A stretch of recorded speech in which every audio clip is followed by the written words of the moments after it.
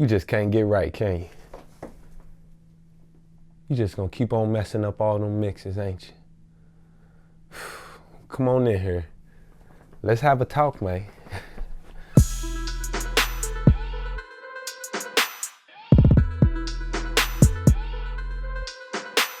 What up, yo? This your boy, Wavy. And that's right, I'm back at you again with another lecture. Nah, this ain't no lecture, man. We just gonna sit down and have a little talk for a minute, a quick little minute, man. In this video, I'm gonna discuss the top 7 mistakes that engineers make when mixing a record. Before we get started, make sure y'all go ahead and click the link in the description or whatever you need to do.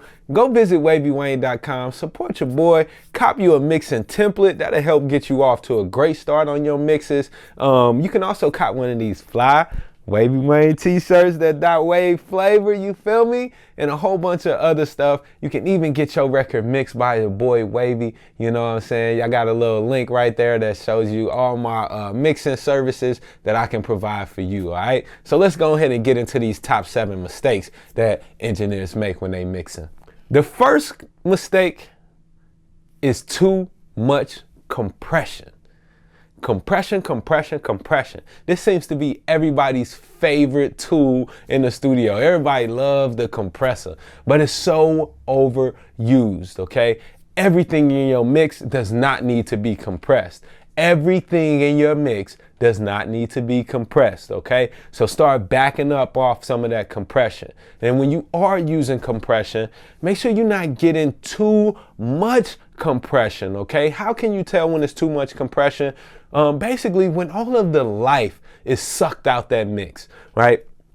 When it just seems squashed, whatever the signal, maybe it's a vocal if it doesn't have its dynamics, right? Remember, the whole point of a compressor is to restrict the dynamics, to limit the space ultimately between the loudest sounds and the softest sounds in your signal. But if you squash it too much, then everything just seems to be at the same squash level. It's not moving. There's no movement to the mix at all. And it's dead, basically. So you can really kill your mix by having too much compression, you know, and just listen. Use that bypass button, all right? Listen to see, was it sounding more alive before you compressed it or after it, okay? So use the compressor sparingly and use it a little more lightly. Please, it's like salt, man. Too much salt and you ruin the whole thing, you know what I'm saying? Just enough though and everything is good. After too much compression, the next mistake that engineers are making when they mixing is using too damn much EQ. Okay, I'm hearing vocals sounding so thin that it couldn't have possibly been recorded like that, right? You don't want to change the signal in such a drastic way unless you're going for a special effect. You shouldn't be having to do really extreme boosts or cuts while you are EQing. Now, if you find yourself fiddling with an EQ and you boosting certain frequencies by 8, 10, 12 dB or cutting frequencies by that much, then you need to maybe take a step back and ask yourself, you know, why are you doing this? And always, especially when you are using the EQ, always use that bypass button on that EQ, all right? Always take it out of the chain, listen to the before and after, make sure that what you're doing is actually enhancing the sound. Make sure that whatever your goal was with that EQ, that you are achieving it and not going too far with it, okay? So use the EQ sparingly. Unless your signal is just really trash and you recorded it in a poor mixing environment on a crappy microphone and they're too close or whatever. Unless you're really trying to fix a problem, then you shouldn't have to do too much extreme EQing. A couple dB here, a couple dB there should get you where you're going. If you find yourself doing more than that, then there's probably other issues you need to address, like room acoustics. Maybe the room that you're recording in isn't properly acoustically treated. And so that's an issue that you need to tackle. Maybe the room you mixing in is lying to you and got you, you know, thinking that, oh man, the 400 hertz is going crazy. Maybe it's what you're hearing hearing in your listening environment. So make sure that when you are EQing, you use that bypass button, you use multiple monitor sources to check for what you're doing, and yeah, just be a little lighter on the EQ. The next mistake that engineers make when mixing a record is going to be either mixing with the volume too loud or too soft. Okay, now there are obvious problems when you mixing too loud. Ear fatigue. Everything sounds good when it's loud, for one, right? You can't hear the balance. It's not as delicate on hearing the balance between certain instruments and elements in your mix. Those are the problems with listening too loud. Some of the same problems can arise when you mixing too softly, right? You're not gonna get those low frequencies. You really can't get that energy from that mix to hear it. You gotta find a sweet spot between the loud spot and between the loudest and the softness. Where should you be mixing? Honestly, a good rule of thumb, you know rules on this thumb, a good rule of thumb is going to be to mix at about conversational level, about the level that you would have a normal speaking conversation with a person right there in the room with you, not down the block, okay, but a normal conversation level. That is about where you should be mixing, and that's about 80 dB. So if you got you a SPL meter, you should probably, you know what I mean, set that to where you can see about 80 dB in your mixing environment. That should be good enough for you to get the most even frequency response in your mixing environment. Okay, if you're not sure what I'm talking about with frequency response, look up the equal loudness curve. Remember that as human beings, we don't hear all frequencies equally. All right, that's frequencies that we perceive to be louder based on the way our brain is wired. Okay, so when you mix in at different volumes, all these things come into play. Different frequencies sound different at different levels. So find the optimal mixing level for you. Don't mix too loudly or too quietly. The next mistake that I often see mix engineers making when mixing a record is not using a reference mix. Yeah, I use reference mixes all the time.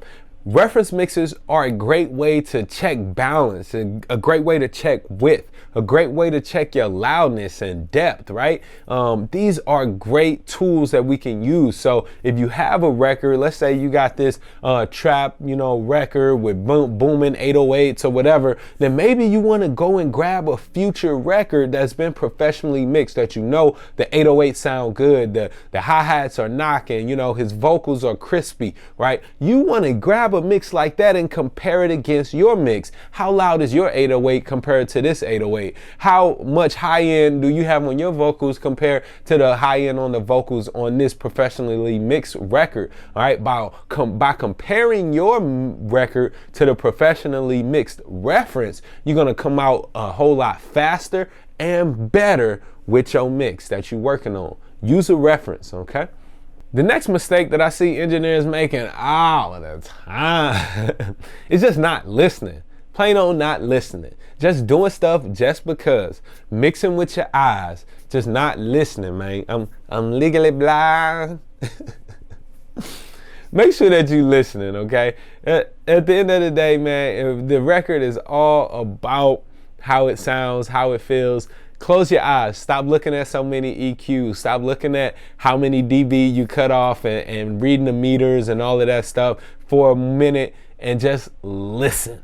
Actually listen. Become a listener, okay? And people ask me this all the time. Hey, Wayne, when do you know when you are done mixing a record? And for me, that's the point when I can listen to that record from top to bottom and not feel like I need to make any changes. Now, as an engineer, we always feel like we need to make changes, but ultimately, I'm a listener. I like music. I like to listen to music. So once I get a record to the point where I can sit back and easily listen all the way through and nothing is jumping out at me saying, yo, fix this, change that, then that's when I know I'm done. But listening is such a crucial part to mixing.